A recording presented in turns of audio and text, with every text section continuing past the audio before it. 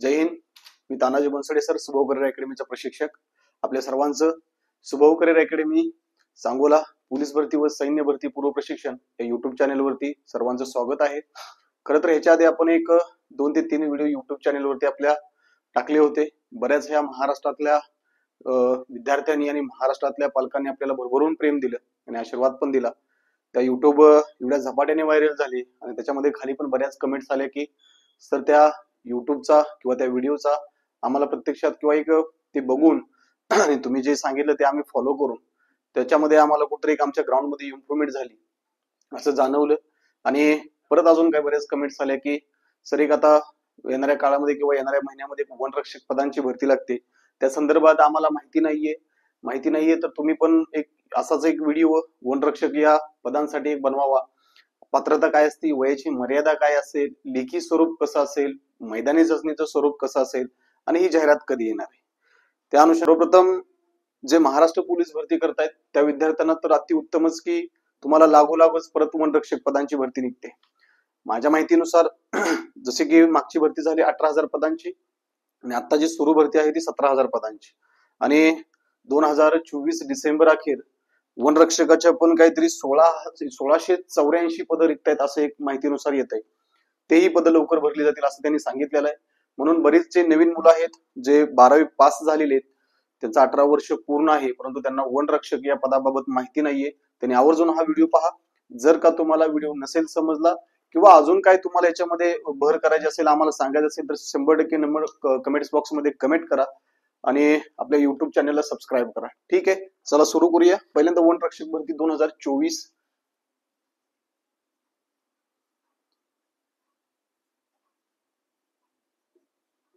तर ह्याच्यामधले मी तुम्हाला 5 पॉईंट देणार आहे. ते सर्वच ह्याच्यामध्ये त्या 5 ह्याच्या मुद्द्यामध्ये सर्वजण अडकूनच बसलेच कर की वयाची मर्यादा काय. पहिला मुद्दा असेल आपला वयोमर्यादा.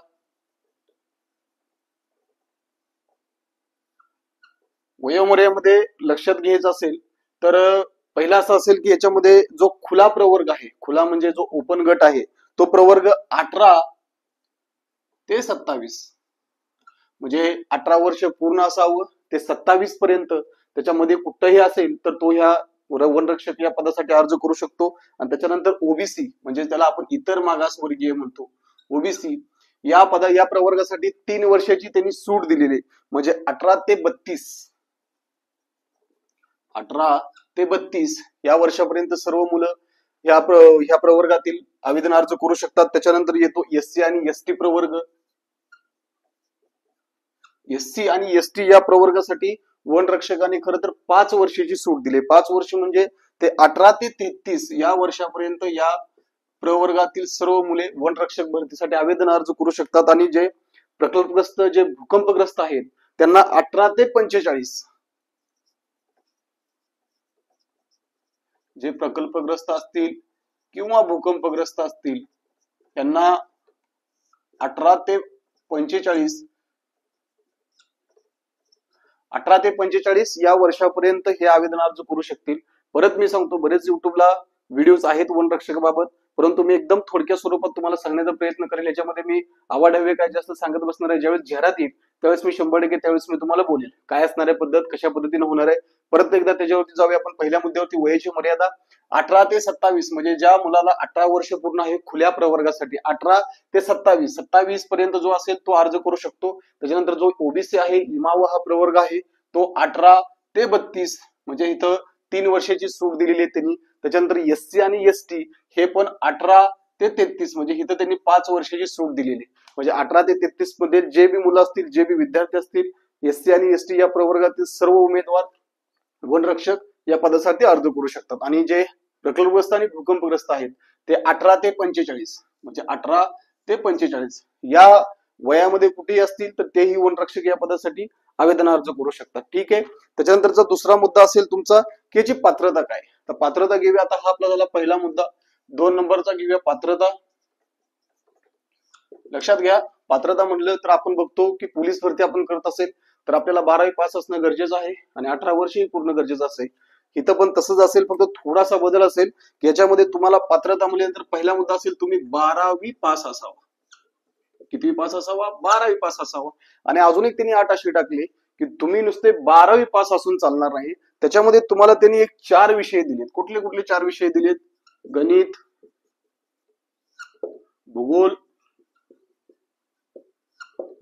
भूगोल, विज्ञान आणि अर्थशास्त्र.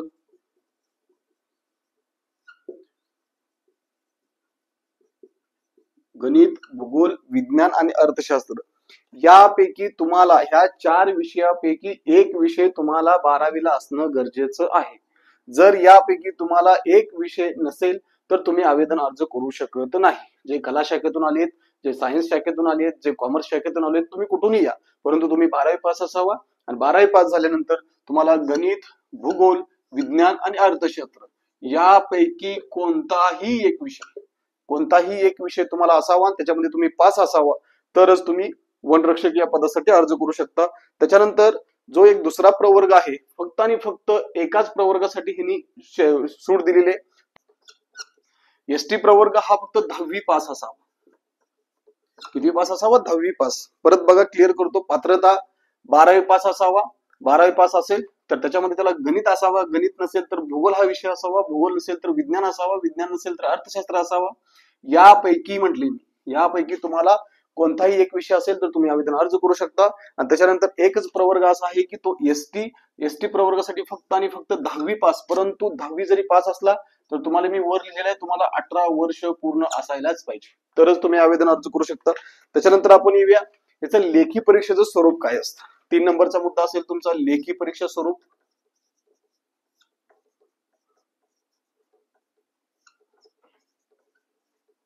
आता बऱ्याच मुलांना माहिती आहे की महाराष्ट्र पोलीस भरतीचा पेपर हा 100 गुणांचा असतो, परंतु जो वनरक्षक पदांचा पेपर आहे तो आहे 120 गुणांचा. पहिल्यांदाच मी ते नोट डाऊन करून घेतो. 120 गुण म्हणजे 120 गुण कसे, तर ह्याच्यामध्ये तुम्हाला 4 विषय असतील. 4 विषय असतील तर तुम्हाला त्याच्यामध्ये पहिला असेल मराठी व्याकरण. हा मराठी व्याकरण तुम्हाला विषय असेल. त्याच्यानंतरचा तुमचा दुसरा विषय असेल गणित / बुद्धिमत्ता. म्हणजे तुम्हाला बुद्धिमत्ताचे थोडेफार प्रमाणात तुम्हाला प्रश्न विचारतील, परंतु गणित असेलच असेल. त्याच्यानंतर तुम्हाला 3 नंबरचा असेल जीके आणि 4 नंबरचा असेल इंग्रजी व्याकरण. याच्यामध्ये बघा सेम आहे. पोलीस भरतीला आपल्याला मराठी व्याकरण हा विषय आहे, गणित बुद्धिमत्ता हा विषय आहे आणि जीके पण विषय आहे. फक्त पोलीस भरतीला आपल्याला विषय नसेल इंग्रजी व्याकरण. म्हणून मी मगाशी सांगितलं, जे आता पोलीस भरती करतायत त्यांना सर्वात मोठी संधी लगेच लागून येते. त्याच्यामुळे मुलांनो थांबू नका, अजिबात थांबू नका. नाही तर तुम्ही असं म्हणाल की मी आता पाठीमागली भरती झाली सर, कुठल्या तरी जिल्ह्यात बाहेर पडलो, आता थांबलोय, येणाऱ्या भरतीची वाट बघतोय. अजिबात नाही मित्रा, उठ लगेच चालू हो, आपल्यासाठीच निघते हे सगळं. ठीक आहे, परत एकदा विश्लेषण करतो. आता ही मराठी व्याकरण आहे. मराठी व्याकरण तुम्हाला फक्त किती प्रश्न असणार आहेत? 15 प्रश्न असणार आहेत. गणित बुद्धिमत्तेमध्ये तुम्हाला किती प्रश्न असणार आहेत? 15 प्रश्न असणार आहेत. जीके मध्ये तुम्हाला किती प्रश्न असणार आहेत? 15 प्रश्न असणार आहेत. आणि इंग्रजी व्याकरण मध्ये किती प्रश्न असणार आहेत? तुम्हाला 15 प्रश्न असणार आहे. परंतु आता तुम्ही म्हणाल सर 15 30 म्हणजे 30 आणि 30 60च झाले. 60 प्रश्न आणि 120 गुण कशी काय? तर मित्रांनो तुम्हाला प्रत्येक प्रश्नाला 2 गुण आहेत. प्रत्येक प्रश्नाला तुम्हाला 2 गुण दिलेले आहेत. म्हणजे तुमचे एकूण टोटल 60 प्रश्न आणि तुमचे गुण होतील 120.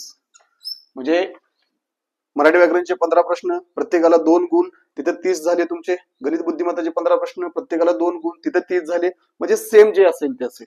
120 मार्काचा तुमचा पेपर आणि फक्त तुम्हाला 60 क्वेश्चन असतील. त्याच्यानंतरचा आपण प्रत्येकाला 2 गुण मी सांगितलंच मगाशी. नेक्स्ट जावे की सर याची मैदानी चाचणीचं स्वरूप काय असेल. तुमचा मैदानी चाचणी स्वरूप